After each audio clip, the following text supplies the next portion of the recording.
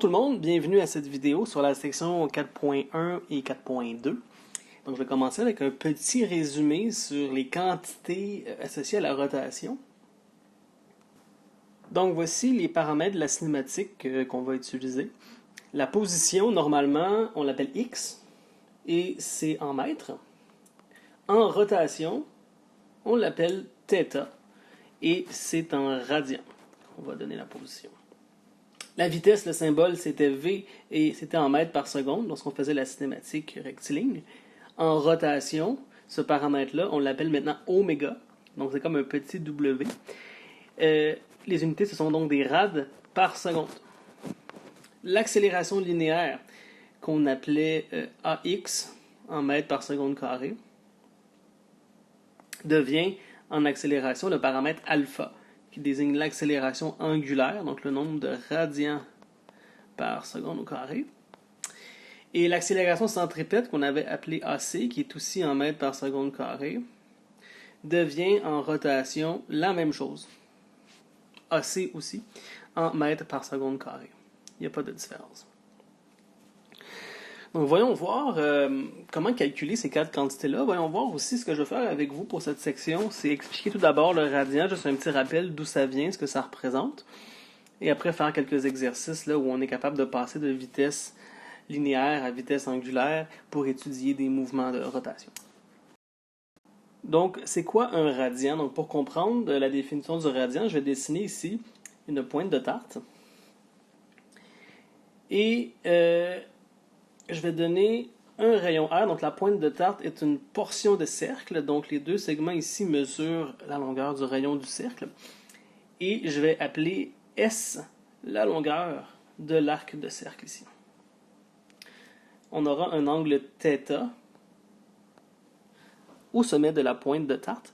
Donc, l'angle radian est défini de la façon suivante. Donc, θ en radian, c'est défini comme étant tout simplement la longueur de l'arc de cercle de la pointe de tarte divisé par le rayon du cercle. Donc, en d'autres mots, la longueur S est égale à R fois l'angle θ en radian. Donc, je vais faire un petit exemple avec vous. Donc, je vais mettre la petite image ici. Exemple. Si je vous dis que l'angle θ est égal à pi en radian, que vaut la longueur de l'arc de cercle? Alors, S, c'est égal à R fois θ selon la définition. Ça veut dire que c'est R fois pi. Deuxième exemple. Si on donne que θ est égal à 2pi en radian, eh bien, la longueur de l'arc de cercle, R fois θ, est égale à 2πr. Et c'est la circonférence. Donc ici, on voit la logique. Là. Donc si j'ai un angle de 2π radians ici, mon arc de cercle va me donner la circonférence parce que j'ai un cercle au complet. Si l'angle ici, il vaut π, j'obtiens la moitié de la circonférence. Donc j'aurai un angle plat. Donc ça correspond à ça, π radian. Donc π radian, c'est un demi-cercle. Et 2π, c'est un cercle complet. Et toutes les autres fractions de cercle, donc si j'ai un quart de cercle, ben j'aurai un quart de 2π radians. Donc pi sur 2 radians. Donc par exemple, ici, je vais l'écrire. Si θ est égal à pi sur 2, ben, la longueur S, R fois θ, ce sera R fois pi sur 2. Ce qui est égal à la circonférence 2πr sur 4.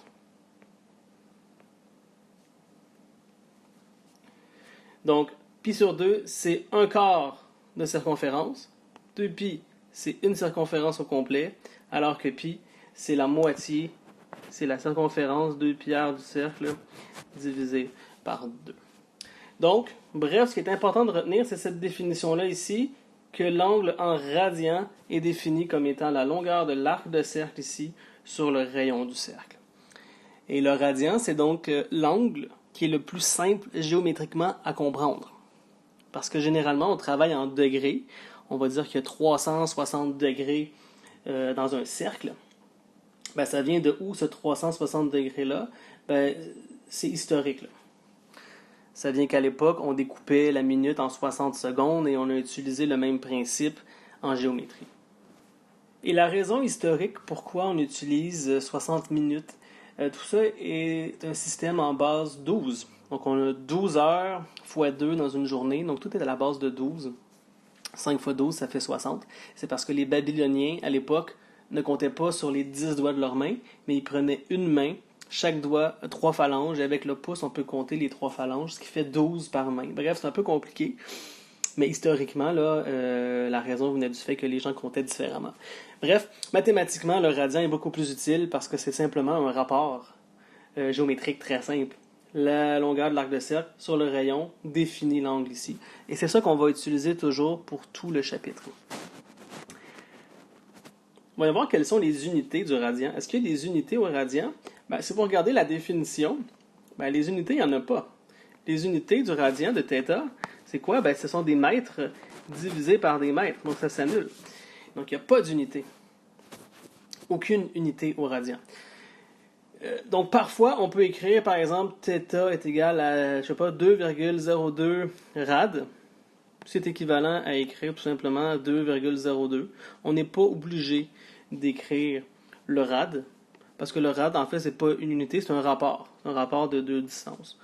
Donc si on multiplie des radians par quelque chose d'autre, donc par exemple, si je multiplie 2,02 radians et je le multiplie par exemple, 3 mètres, donc la réponse, ça serait égal à 2,02 fois 3 mètres. Donc ça ferait 6,06 mètres. Et non pas radian fois mètre. Le radian, on ne le laisse pas une fois qu'on multiplie par d'autres choses. Donc ça va être important de bien lire le texte dans les exercices là, pour suivre ce qui se passe. Le rad est souvent écrit pour qu'on comprenne ce qu'on est en train de faire, mais il n'y a aucune valeur. Okay, c'est juste une unité bidon. Donc si on multiplie des rads par des mètres, la réponse, ça va être des mètres quand même. Donc comprenez bien ça. Et comprenez que le radian, c'est rien de très sorcier, c'est juste un rapport qui est plus simple pour calculer des angles que des degrés qui sont tirés des Babyloniens, puis on s'en fout des Babyloniens de nos jours. Donc on va garder le radian pour tout le chapitre. OK, revenons maintenant à la physique. Le chapitre 6, ce qu'on va souvent vouloir étudier, c'est un mouvement circulaire, donc un objet qui se déplace le long d'un cercle, par exemple. Et donc, supposons que l'objet est égal à 0, il était ici sur le cercle. Et qu'à un temps t plus tard, il est rendu ici, donc il a fait ce déplacement-là, il s'est déplacé d'une distance s le long de l'arc de cercle, et il a terminé ici à t égale t un temps plus tard, à l'autre endroit. Je vais identifier le centre du cercle et je vais tracer les rayons aux deux endroits initial et final, donc ça mesure r, ça mesure r. OK, donc si on veut étudier la cinématique de ce mouvement-là, donc étudier le mouvement d'ici de t égale 0 à t égale t, je vais écrire l'angle θ qui aura été effectué comme déplacement. Voilà. Donc l'équation de la cinématique, ça vous les trouvez à la page 447. Donc si vous voulez étudier ce mouvement-là, vous voulez savoir où est rendue la particule au temps t. Donc, ce qu'on trouve comme première équation, c'est que la position θ au temps t est égale à la position θ en radian au temps égal à 0, qu'on multiplie par la vitesse initiale angulaire, donc oméga 0 fois le temps que ça a pris, et on ajoute une demi fois l'accélération angulaire fois le temps au carré. Donc ça décrit un mouvement de rotation sur le cercle pour une particule qui possédait une vitesse initiale oméga 0 et qui possède une accélération alpha. Ici, donc c'est un mouvement accéléré. On a les mêmes équations qu'on avait vues au début de la session pour la vitesse. Donc par exemple, la vitesse angulaire au temps t de la particule qui tourne va être égale à sa vitesse angulaire initiale plus l'accélération angulaire fois le temps. Et équivalent, on peut aussi prendre l'équation des vitesses au carré. Donc la vitesse angulaire au carré finale est égale à la vitesse au carré à temps égal à 0 plus 2 fois l'accélération fois le déplacement angulaire qu'on va appeler delta θ, ou θ final moins θ initial, là, pour prendre ce qui est écrit dans le livre. Donc voilà les trois équations de la cinématique pour un objet qui se déplace le long d'un cercle. Et si je veux passer de la cinématique angulaire vers la cinématique standard, donc si par exemple je veux calculer la distance parcourue s en mètres, qu'est-ce que je peux faire? J'ai toujours le droit d'utiliser la définition du radian. Donc je peux prendre que c'est égal au... Je vais juste changer la couleur, pardon. On peut toujours dire que c'est égal à R fois θ. Donc S autant T est égal à R fois θ autant T. C'est la définition du radian. Donc si vous voulez savoir la distance qui a été parcourue par la particule en mètres, vous calculez d'abord le nombre de radians qui a été effectué en cinématique. Ça va vous donner θ. Et vous multipliez ça par le rayon, en vertu de ce qu'on a vu dans la diapo juste avant. Et ça va vous donner la distance parcourue. Cette distance parcourue-là sera en mètres, alors que θ est en radians.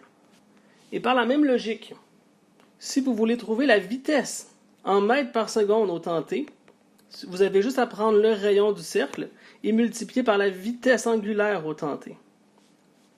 Ça va vous la donner.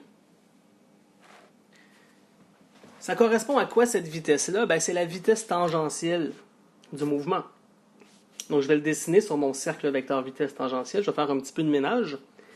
Donc si on vient regarder au temps t, je vais tracer en bleu ici le vecteur vitesse. Donc le vecteur vitesse est un vecteur qui est tangent au cercle.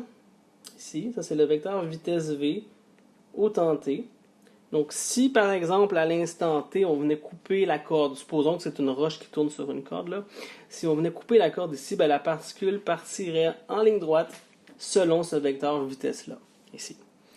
Et le module de cette vitesse-là est donné par le rayon multiplié par la vitesse angulaire, qu'on peut calculer à partir de la cinématique ici. Donc ça nous donne bien sûr la vitesse qu'on appelle linéaire, qui est le contraire de la vitesse angulaire. C'est la vitesse linéaire, c'est la vitesse qu'on a appris à étudier au début de la session, qui est en mètres par seconde. Et puis même chose, si vous voulez trouver le vecteur accélération linéaire, donc le fameux AX au temps t, il est égal au rayon du cercle qui multiplie l'accélération angulaire de l'objet au temps t, mais on suppose des MUA, donc accélération angulaire est constante, et AX aussi sera constante. Donc je vais juste enlever la dépendance en fonction du temps. Il n'y en a pas. C'est une constante pour des MUA, et ce sera toujours des MUA pour nous ici. Donc je vais l'écrire, ça c'est pour un MUA. Et donc ça nous donne l'accélération linéaire, et non pas centripète. Je vais revenir après. Donc ça c'est l'accélération linéaire, celle qu'on est habitué de calculer. Et on l'appelait dans le mouvement circulaire l'accélération tangentielle. C'est des synonymes. C'est peut-être pas clair dans le livre de Séguin, mais prenez ça en note là. Linéaire et tangentielle, c'est la même chose en mètres par seconde carré. Et puis, tout comme le vecteur V que j'ai tracé ici, le vecteur A tangentiel, lui aussi, pointe dans la même direction, là, soit vers l'avant, soit vers l'arrière, dépendamment si ça accélère ou si ça freine, mais c'est tangentiel au cercle. Donc, c'est dans cette direction-là ici aussi. Il nous reste une dernière quantité qui est l'accélération centripète. Donc, je vais faire une autre diapo pour parler de l'accélération centripète. Je reviens à ma particule qui se déplace le long d'un cercle qui parcourt ici une distance S, ce qui correspond à une position angulaire ici, θ en radian. On a déjà vu dans le chapitre 1 que tout objet qui se déplace sur un cercle subit nécessairement une accélération centripète qui pointe toujours vers le centre AC. Si cette accélération-là n'est pas là, la particule va avancer en ligne droite et ne sera pas sujet au mouvement circulaire. Donc AC en grandeur, le module de AC, que je vais juste appeler AC, on a vu que c'est égal à la module de la vitesse au carré divisé par le rayon R. Donc ça ne change pas. Bien sûr, il n'y a aucune différence. Le mouvement circulaire, c'est un mouvement circulaire. C'est pas parce qu'on le voit dans le chapitre 4 que ça va changer. Donc AC va pointer vers le centre. Ça se peut aussi qu'il y ait une composante tangentielle, AT, ici par exemple. Donc ça, je suis en train de dessiner un mouvement qui va de plus en plus vite. Donc AT pointe dans le sens de la vitesse, là. Et AT et AC forment toujours un angle droit. Une composante tangentielle et une composante centripète. Ça, on avait déjà vu ça. Et là, je vais juste utiliser la définition du radian. Ça veut dire que je vais remplacer V par ce que ça vaut. Ça veut dire R fois la vitesse angulaire. afin de trouver une autre expression pour l'accélération centripète. Donc, ça peut devenir égal à AC est égal à R fois oméga au carré sur le rayon R. Donc, on peut écrire AC comme étant tout simplement R fois oméga carré. Et ça, c'est égal à V carré sur R, il n'y a aucune différence. Donc, voici une autre équation utile pour calculer l'accélération centripète d'un objet qui est en train de faire un mouvement circulaire. Donc, vous avez l'option d'utiliser la vitesse linéaire ou la vitesse angulaire. Il n'y a aucune différence entre les deux ici. Donc, si on revient au dessin de la particule, donc vous voyez que son vecteur accélération totale, que je vais mettre en noir, c'est la combinaison des deux. Donc, à t égale à 0, le vecteur A, il pointe comme ça. Puis, au temps supérieur, le vecteur A, il pointe ici. Donc, ça, c'est le vecteur A au complet qui est ressenti par la particule. Il est attiré vers le centre, ce qui le maintient sur une trajectoire circulaire. Et il peut tourner de plus en plus vite, ce qui lui donne aussi une composante vers l'avant. Donc, au total, la particule subit une accélération là, qui va être inclinée. On peut calculer l'angle de cette accélération-là à partir des composantes AC et AT. Voyons voir comment faire. Donc, je vais refaire mon dessin. Le cercle est ici. J'ai mes deux instants. En fait, je vais juste considérer un seul instant ici, voilà. Et je vais tracer les deux composants. Donc, on a AC qui pointe vers le centre. On a AT qui est tangentiel. Et on cherche le module résultant des deux. On cherche ce vecteur-là ici, A. Donc, puisque AT et AC sont des composantes qui sont à angle droit, on peut utiliser le théorème de Pythagore, ce qui nous dit que la grandeur de l'accélération que je vais appeler totale est égale à l'accélération tangentielle au carré plus l'accélération centripète au carré racine. Donc ça, c'est le vecteur accélération totale qui est subi par la particule.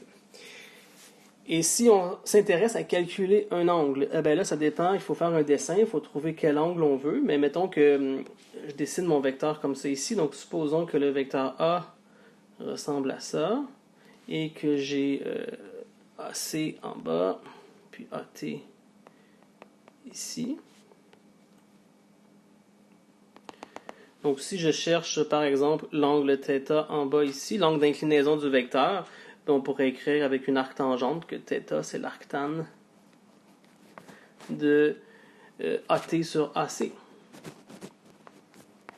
Puis si on veut l'angle complémentaire qui est en haut ici, par exemple, je sais pas, je l'appelle alpha, mais ce sera l'inverse. Donc si je veux alpha, on prendrait l'arctane, toujours côté opposé sur adjacent, donc là, on aurait AC sur AT.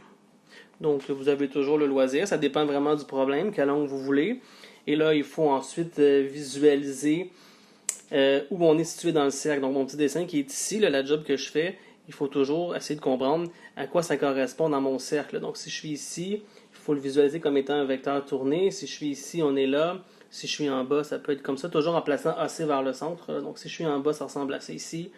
Et voilà, donc quand je me déplace, là, ça ressemble comme ça ici. Toujours en mettant AC vers le centre.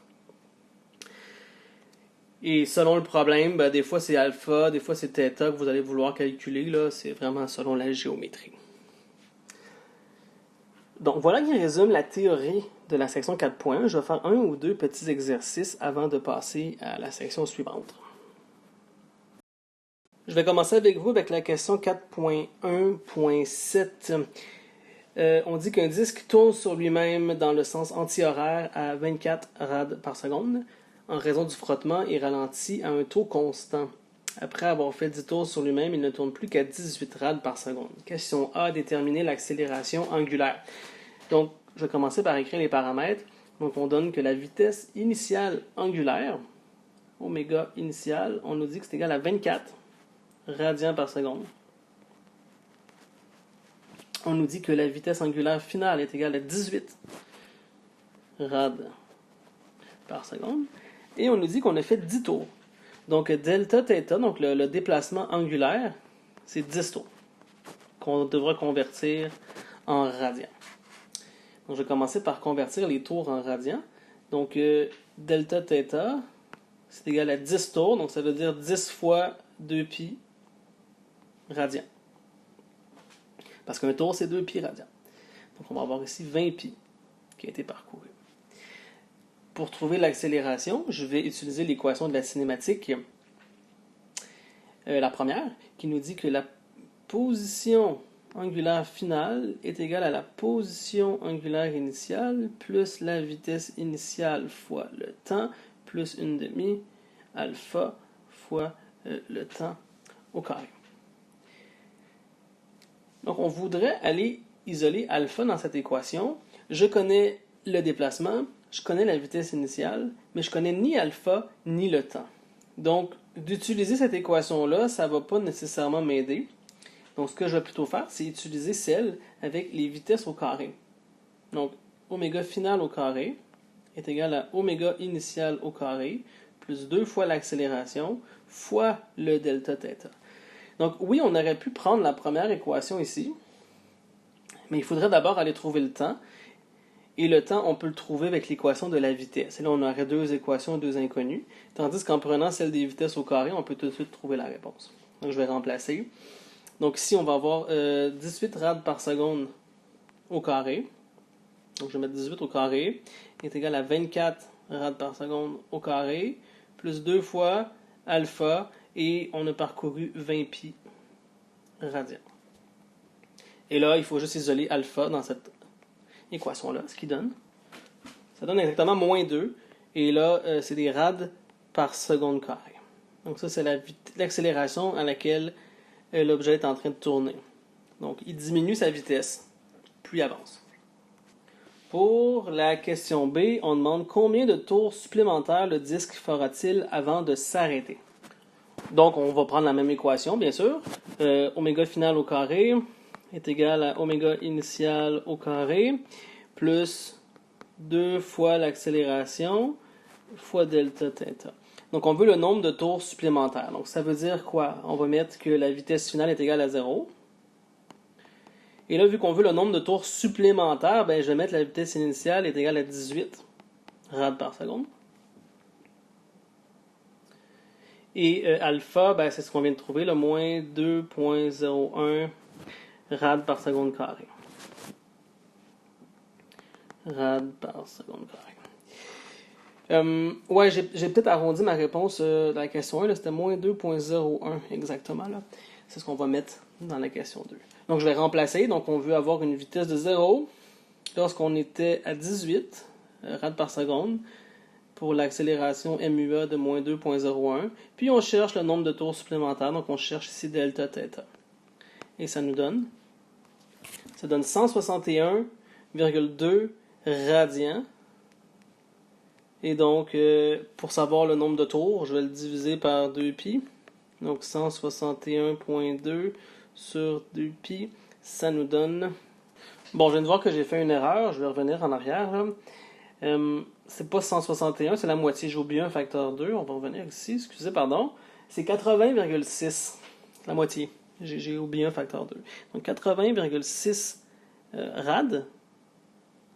Et donc, si je le mets en tours, parce que la question est demandée en tours, ben, on sait qu'un rad, juste pour que ça soit clair, là, 2π rad égale à 1 tour. Nous, on en a 80,6 rad. Et on cherche, c'est égal à combien de tours. Donc, si vous êtes plus à l'aise, c'est un produit croisé ou une règle de 3 ou juste un facteur de conversion, là, mais ça revient à diviser le nombre de rad par 2π. Là. Et ça donne la réponse. Si je divise ça par 2, divisé par pi, ça fait 12,9 tours supplémentaires avant de s'arrêter. Donc voilà pour cette question. Je vais en faire une dernière petite pour vous, la question 4.1.3. Je ne ferai pas le problème au complet, mais je vais vous donner le début, comment le débuter.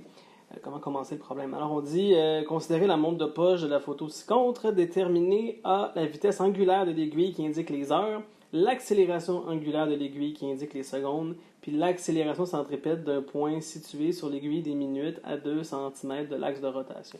Je vais juste faire la question C, parce que c'est la plus dure. le A et la B, ce sera donc la même logique. Donc, la question C. On parle de l'aiguille des minutes.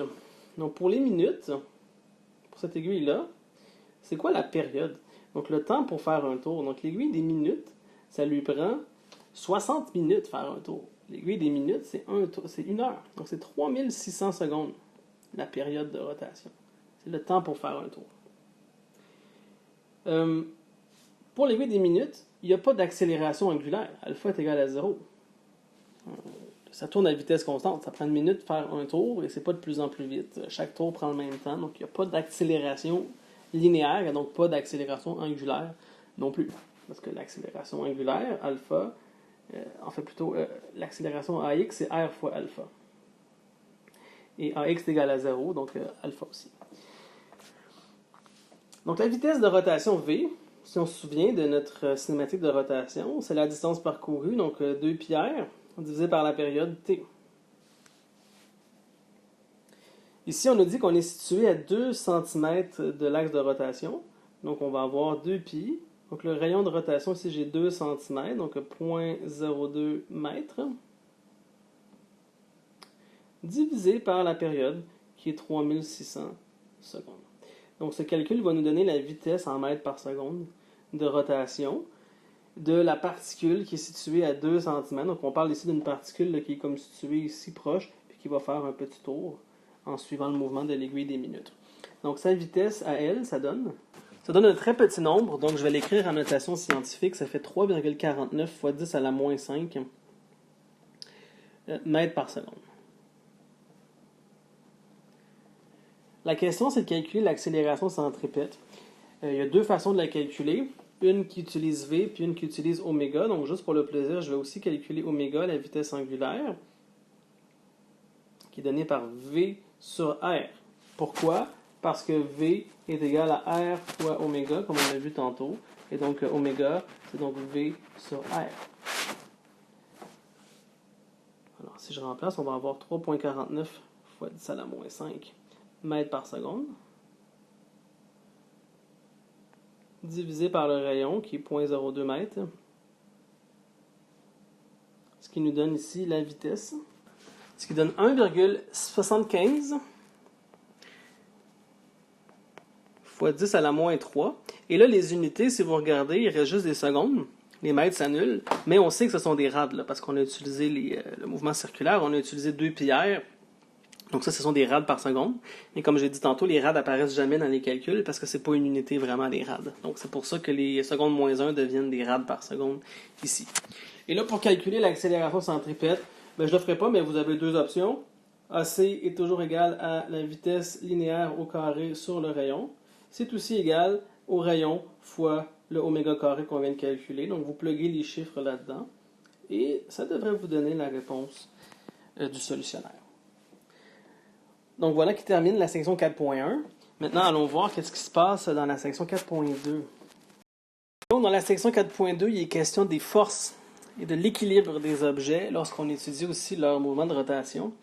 Donc la première chose qu'il faut définir, c'est ce qu'on appelle le moment de force. Donc comment il est défini dans le benzène, le moment de force, là, qui son symbole est un petit T en grec qui s'appelle tau, la lettre tau, T-A-U. Le moment de force. Donc, c'est très simple conceptuellement. Le moment de force, c'est tout simplement l'aptitude d'une force à faire un mouvement de rotation. Donc, supposons ici une longue tige qui est libre de pivoter par rapport à un axe de rotation qui sort du plan de la feuille, donc qui est ici, dans la troisième dimension. Donc, ça veut dire que la tige là, pourrait être libre de pivoter dans ce sens-là. Imaginez qu'on applique une force, on place le point d'application de la force où j'ai mis le point bleu.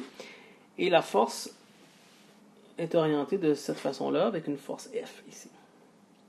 La question, c'est quelle est l'aptitude de cette force à engendrer une rotation? Donc, première chose qu'il faut noter, et ça c'est juste le gros bon sens, c'est que plus la force est loin de mon axe de rotation, donc plus je la mets loin, plus facile sera le mouvement de rotation. C'est le principe du levier. Donc, ce qu'on appelle on peut appeler le bras de levier, ou tout simplement la distance du point d'application de la force, c'est la distance R, petit r minuscule, entre l'axe de rotation et le point d'application de la force. Donc, plus R est grand, plus le moment de force sera grand, donc plus ce sera facile. Autre chose, la force F. Donc ici, là, si je trace une ligne imaginaire qui passe du point d'application de la force jusqu'à l'axe, je relie ça ici que je vais appeler le bras de levier. La force fait un angle que je vais appeler phi avec le bras de levier. Donc mon vecteur F, je peux le décomposer en deux composantes. Une que je vais appeler parallèle et une autre que je vais appeler perpendiculaire. Donc ici, j'aurai la composante perpendiculaire au levier, tandis qu'en bas, j'ai la composante ici qui est parallèle à mon levier. Il y a seulement une des deux composantes qui engendre la rotation, c'est F perpendiculaire, cette composante-là. C'est elle qui fait tourner l'objet dans ce sens-là ou dans ce sens-là. La composante F parallèle est complètement gaspillée. Elle ne sert à rien pour la rotation. Elle pousse la tige dans le clou ici, ça n'a aucun effet. Donc le F parallèle, on force dans le beurre. Donc on est prêt maintenant à aller calculer le moment de force. Le moment de force, c'est tout simplement le produit du levier R qui multiplie la composante perpendiculaire de la force. That's it. C'est ça qu'on appelle un moment de force. Et là, on peut rendre ça plus cute là, en écrivant explicitement que R fois le F perpendiculaire est égal à quoi avec la trigo? C'est le module de F fois le sin de l'angle phi ici qu'on est donné. Donc on peut écrire que le moment de force, c'est R fois la grandeur de la force fois le sin de phi aussi. C'est la même chose. Et là, il y a aussi une question de signe. Ça peut être plus ou moins, dépendamment si c'est horaire ou anti-horaire. Donc la définition de M. Séguin nous dit que si ça tourne de sens anti-horaire, donc si l'objet tourne comme ça, on met un signe plus, et si ça tourne dans le sens horaire, donc dans ce sens-là, on met un signe moins pour le moment de force. Donc il peut être plus ou moins, tout dépendamment du sens de la rotation. Donc dans mon exemple ici, là, si je tourne vers le haut, ce serait un signe positif de moment de force parce qu'on irait dans le sens contraire des aiguilles d'une montre. Tandis que si on tourne vers le bas, il faudrait mettre le signe moins du moment de force parce qu'on va dans le sens des aiguilles d'une montre. Ici. Les unités du moment de force. Donc les unités, si on regarde, là, c'est le produit d'un bras de levier R qui multiplie une force. Donc ce sont tout simplement des newtons fois des mètres, les unités du moment de force. Et pour les fins renards parmi vous, vous aurez remarqué que ce sont les mêmes unités que pour le travail d'une force. La force fois la distance. Mais attention, c'est pas la même chose. Parce qu'ici, le point d'application de la force ne se déplace pas. Il est toujours à la même place. C'est l'objet qui bouge. Quand on faisait le travail, la force se déplaçait en même temps que l'objet pour lui donner de la vitesse. Donc ça ici, là, c'est pas de l'énergie du tout. C'est juste ce qu'on appelle un moment de force. Qu'on appelle aussi parfois, dans d'autres manuels, on appelle ça un couple. Et en anglais, on appelle ça du torque. Ce sont tous des synonymes pour décrire ce qu'on appelle le moment de force, qui est l'aptitude d'engendrer une rotation. Donc pour le chapitre 4.2, on va utiliser la définition de moment de force pour traiter l'équilibre des objets.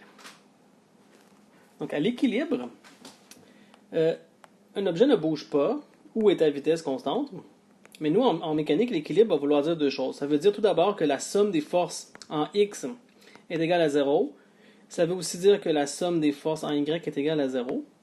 Mais maintenant, on va ajouter une autre contrainte.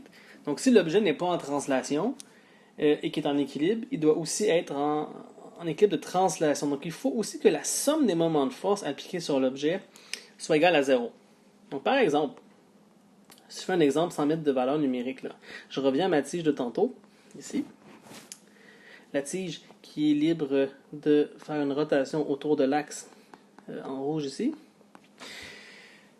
Et je vais mettre deux forces en compétition. Donc je vais mettre une première force ici, F1. Et je vais mettre une deuxième force, F2, ailleurs. Donc les deux forces, la première est à une distance R1, donc son bras de levier, sa longueur, je vais l'appeler R1, comme ça ici.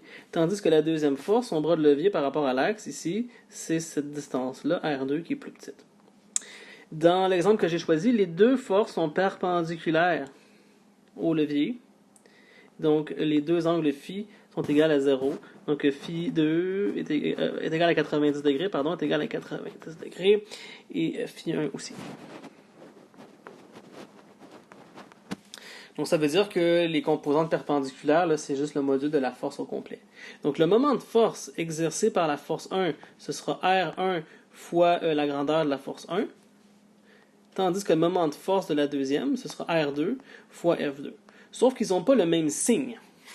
Parce que la force 1 fait tourner dans le sens horaire et dans le sens anti-horaire. Donc on va mettre un signe plus pour le premier. Tandis que le deuxième, lui, fait tourner dans le sens horaire. Donc si on regarde juste le deuxième, ici, là, il fait tourner comme ça. Donc imaginez que vous mettez un clou ici et que vous poussez vers le bas. Mais la contribution de F2 seulement est de faire tourner la tige dans ce sens-là. Et ce sens-là, ça c'est un signe moins, dans le sens des aiguilles d'une montre. Donc ça, on va mettre un petit moins devant. Tandis que la première force, la force F1, elle fait tourner par là. Donc elle est dans le sens négatif de la rotation. Donc quand je vais écrire la somme des moments de force sur la tige, la somme des moments de force, ce sera donc la somme des deux. Donc j'aurai R1 F1 moins R2 fois F2. Et si c'est à l'équilibre, c'est égal à 0. Et donc, on trouverait ici que R1 fois F1 devrait être égal à R2 fois F2 si je ne veux pas avoir de rotation, donc si je veux maintenir l'équilibre de la tige. Donc, c'est un petit peu la logique. Donc, pour les problèmes du chapitre, ce qui va arriver, c'est que vous allez avoir un objet. Souvent, ce sont des tiges, comme j'ai dessiné ici, ou un objet un petit peu plus compliqué. Mais je pense que pour tous les exercices, c'est toujours des tiges, là. Et vous avez plusieurs forces. Ça peut être des poids suspendus, ça peut être une corde, ça peut être une force normale avec le mur, ça peut être une charnière que je vais vous montrer dans un instant. Et vous mettez toutes les forces. Vous calculez les moments de force de chacune de ces forces-là en prenant la bras de levier fois la composante perpendiculaire de la force. Vous mettez les bons signes, vous additionnez tout le monde, puis vous mettez ça égal à 0 à l'équilibre pour trouver les relations. Et aussi, vous devez aussi avoir cet équilibre-là qui va être respecté, que la somme des forces en X est égale à la somme des forces en Y. Je vais faire un exercice avec vous, la question 4.2.9. Donc, la situation, c'est qu'on a une poutre, une poutre qui est inclinée, retenue par une corde, et on dit que c'est à l'équilibre. Et là, on donne masse M, longueur L, on a un angle de 20 degrés ici, un angle de 30 degrés avec la corde, et on demande tout d'abord de trouver le module de la tension dans la corde inclinée. Donc, je vais faire le A. Pour le B, la force exercée par la charnière, c'est ce qui est exercé ici par l'axe de rotation. Donc, la charnière, c'est là où est clouée la planche dans le mur. Donc, on va voir comment traiter la charnière après. Je vais commencer par la question A, avec ce qu'on vient de voir. Donc, je vais faire un petit peu d'espace, donc je vais juste... je vais diminuer ça. Voilà, OK. Donc, je vais refaire un dessin. On va refaire la tige. Je vais faire un dessin plus gros. Donc, ça, c'est la tige ici qui est en équilibre. Voilà. L'axe de rotation, c'est la charnière qui est ici. Donc, pour l'instant, je ne considère pas ce qui se passe avec la charnière. Et je vais dessiner les forces exercées sur la tige. Il n'y en a que deux. Tout d'abord, on a le poids de l'objet, Fg. Ici, je n'ai pas un objet ponctuel, j'ai une tige. Donc, le poids, on le place toujours, le vecteur force gravitationnelle, au centre de masse. Donc, en plein milieu de l'objet, c'est là qu'on doit mettre la force gravitationnelle, Fg. Donc, étant donné qu'on le met au centre de masse, ça veut dire que sa distance, c'est donc la moitié de la longueur, ça va être L sur 2. On dit que la tige mesurait L, donc il est à une distance ici L sur 2, cette force-là. Ensuite, le poids aura un certain angle avec la tige. C'est 70 degrés, selon l'énoncé. Parce que la tige est inclinée, si on regarde le dessin, là, si je reviens ici, la tige est inclinée à 20 degrés de l'horizontale. Donc, si on vient fermer ça avec si je fais un petit triangle, je vais le dessiner ici, donc on a comme ça. Donc, le poids, là, qui est vertical vers le bas, donc nécessairement, en haut, mon angle ici est donc de 70 degrés pour compléter le 20. Donc, c'est pour ça que je sais que la force gravitationnelle fait 70 degrés avec ma tige. Bon, ensuite, on a une corde. que je vais mettre en noir, la corde qui est appliquée au bout, directement, inclinée, qui va exercer une force T qu'on cherche, la force de tension. Bon, cette corde-là est à une distance L de l'axe de rotation, donc ça c'est son bras de levier à lui, c'est L au complet. Et quel est l'angle? Donc la corde, ici on dit que c'est 30 degrés avec l'horizontale. Donc si je viens faire l'horizontale ici, j'ai donc 30 degrés aussi. Et la tige, on dit dans l'énoncé qu'elle est inclinée à 20 degrés par rapport au sol. Donc ici, je vais aussi avoir un autre 20 degrés. Donc ça veut dire que l'angle phi pour la tension, on va mettre 50 degrés. Et l'angle phi pour le poids, on va mettre 70 degrés. Donc voilà toutes les informations qu'on a besoin. Je vais faire un petit peu de ménage dans mon dessin. Donc voilà la situation un petit peu plus claire. Donc première chose que je vais faire, c'est que je vais écrire la somme des moments de force. Donc, en fait, je vais calculer les moments de force pour commencer par chacune des deux forces. Commençons par la tension. Le moment de force exercé par la tension, il vaut plus ou moins la distance R fois la force perpendiculaire. Donc ici, on va avoir plus ou moins la distance R, c'est la longueur au complet L. Et la composante perpendiculaire, ce sera la tension fois le sin de 50. Donc fois T sin de 50. Est-ce qu'on veut le plus ou le moins? Donc il faut regarder la distance de rotation, le sens de la rotation. Donc l'axe est ici, on pousse par là, donc la rotation se ferait, comme le montre ici mon petit curseur rouge, dans le sens contraire des aiguilles d'une montre. Donc je répète, imaginez qu'ici on a un clou qui fixe l'extrémité gauche de la tige, et on considère seulement la tension de la corde qui pousse par là. Donc l'effet de rotation est un mouvement. J'ai eu un petit bug technique, pardon, là, je ne sais pas ce qui est arrivé, mais j'étais en train de dire que le mouvement de rotation de la tension, que je vais redessiner un petit instant, là, les joies de la technologie, T, on avait dit un angle de 50, donc je dis que T, son moment de force allait être un mouvement anti-horaire, donc positif. Alors on avait commencé à écrire que le moment de force de la tension, c'était donc plus LT fois sin de 50. Donc ça, c'est le moment de force exercé par la corde. Allons voir le moment de force exercé par le poids maintenant. Donc le moment de force exercé par la gravité. Donc lui tourne dans le sens contraire. Donc la gravité, elle seule, fait tourner dans le sens des aiguilles d'une montre. Donc ça, automatiquement, c'est un moment de force négatif par définition, fois son bras de levier R, fois la composante perpendiculaire de FG. Donc ça veut dire moins L sur 2 fois mg sin de 70. Ça, c'est le moment de force exercé par la gravité. Et à l'équilibre, donc s'il n'y a rien qui bouge, je dois avoir que la somme des deux moments de force est égale à 0. Et c'est comme ça qu'on va répondre à la question. Donc vous allez faire la somme des deux. Vous allez écrire que le moment de force exercé par la corde plus le moment de force exercé par la gravité est égal à 0. Et vous venez isoler la tension là-dedans. Donc ça va vous donner ici que LT fois sin de 50 moins L sur 2 fois mg fois sin de 70 égale à 0. Et là, donc déjà, vous pouvez diviser tout le monde par L. La longueur ici n'est pas importante dans le problème. Et vous remplacez la masse dans l'équation. Et si on va voir à la fin du livre, ça va vous donner que la tension est égale à un certain nombre. Le nombre, ça vient le sin de 50, le sin de 70, le divisé ensemble. Ça fait 0.613 fois mg. Donc ça, c'est la réponse. Donc ça veut dire 0.613 fois le poids de la tige correspond à la tension dans la corde, ici. Donc ça, c'est la réponse de la question A. En B, on demande d'aller trouver c'est quoi les forces qui sont exercées par le clou ou la charnière qui est à l'extrémité en bas à gauche. Donc c'est quoi les forces ici que le support, qu'on appelle une charnière, va exercer pour retenir tout le reste. Donc dans la charnière, ici, on aura des forces. C'est sûr qu'il y aura une force ici en quelque part. Donc on va écrire deux forces inconnues qui vont être exercées par le clou ici. Je vais faire un petit peu de ménage pour aller faire la question B. OK. Je vais redessiner ma poutre. Ici. Donc, la charnière qui est placé ici, va soutenir la poutre. Donc la poutre est à côté dans la charnière, donc c'est sûr qu'il y a une force vers le haut qui va soutenir un petit peu le poids puis un petit peu la corde, qu'on va appeler force de charnière selon Y. Et on va mettre une autre composante vers l'avant, CX.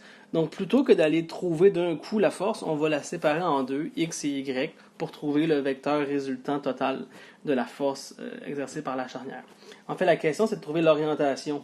Donc il faudra aller trouver un angle éventuellement.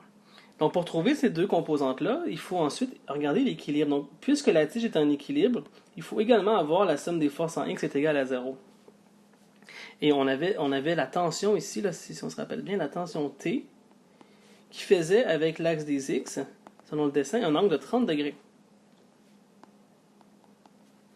Le poids FG, lui, n'a pas de composante selon X. Donc si on regarde la somme des forces en X, on a la force qu'on cherche exercée par le clou sur le mur, et on aura la tension exercée par la corde qui est vers l'arrière, donc on aura moins T fois cos de 30, qui est égal à 0. Donc ici, on aura une première équation qui va nous permettre de trouver la valeur de Cx. Donc ça nous dit automatiquement que Cx est égal à la tension fois le cos de 30. Et on a déjà trouvé que la tension, c'était un facteur de mg. Regardons maintenant en Y, on fait la même chose. Donc somme des forces selon Y doit aussi être égale à 0 à l'équilibre. Et là, en Y, on a trois forces. On a la composante de la charnière, plus T fois sin de 30, moins mg, égale à 0. Et donc ici, on trouve que la composante selon Y, c'est donc égal à mg, moins T fois le sin de 30. Donc j'ai deux équations. Cx, la composante selon X de la charnière, Cy, la composante selon Y de la charnière. Et là, je vais mettre tout le monde ensemble pour aller trouver l'angle qui est demandé. Donc je vais effacer ça ici. Faire un petit peu de place. Effacer le dessin. Je vais juste déplacer maintenant mes deux équations. Donc Cx, je vais amener ça ici. Cy, on va l'amener en dessous à côté. Ok, parfait. Et je vais venir effacer tout le reste. Donc là, maintenant, ce qu'on veut, c'est trouver l'orientation du vecteur C au complet. Donc, je vais commencer par terminer le calcul des composantes.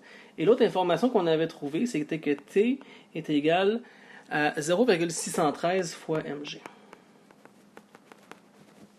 Donc, ça nous dit donc que Cx est égal à 0,613 mg fois cos de 30, ce qui est égal, ça fait 0,531 mg, donc 0,531 fois le poids correspond à la composante selon X, et selon Y, on aura donc mg moins 0,613 mg fois sin de 30, ce qui va nous donner une autre fraction de mg, 0,693 mg. Donc les deux ici sont positives. Et Cy est plus grand que Cx. Donc on a un vecteur qui va ressembler à ça. Donc ça c'est mon Cy, ça c'est mon Cx qui est plus petit. Donc le vecteur total c'est la somme vectorielle des deux. Donc c'est un vecteur qui pointe dans le nord-est. Et on cherche l'angle θ ici. Donc l'angle θ c'est donc l'arctangente de Cy sur Cx. Ce qui revient à faire tan de moins 1 en calculatrice de 0,693 sur 0,531 et on trouve que l'inclinaison de cette force-là vaut environ 52,5 ou 5,6 degrés au nord-est ou horizontal vers la droite. C'est ce qui est écrit dans le corrigé. Donc voilà pour ce problème. Et aussi voilà qui termine cette vidéo sur les sections 4.1 et 4.2. Pour faire les exercices, vous allez avoir besoin de bien lire toutes les situations dans le texte. Je ne vais pas toutes les faire ici, là, mais il y en a une qui est bien importante. C'est la situation numéro 5 pour faire les exercices. Parce qu'on va y faire référence souvent dans quelques questions, qui est la situation avec une échelle à côté sur un mur. Donc aux pages 468-469, là, étudiez comme il faut toutes les forces. On parle de frottement statique, de force normale avec le sol, avec le mur. Allez lire ça, faites le lien avec les chapitres précédents. Puis si jamais vous avez des questions sur la situation 5 en particulier, n'hésitez pas à écrire dans le forum sur la théorie ou sur les exercices de la section 4.2 et je pourrai venir vous donner des petits détails. Donc sur ce, bon travail. Vous avez aussi un devoir que vous pouvez déjà commencer. Le devoir porte sur ce vidéo-là, donc sur les sections 4.1 et 4.2. Et la semaine prochaine, on aura donc un dernier vidéo sur les 3 dernières sections 4.4, 4.8 et 4.9. Mais ces 3 petites sections-là, vraiment, ça achève. Donc bon courage, bon travail et à bientôt.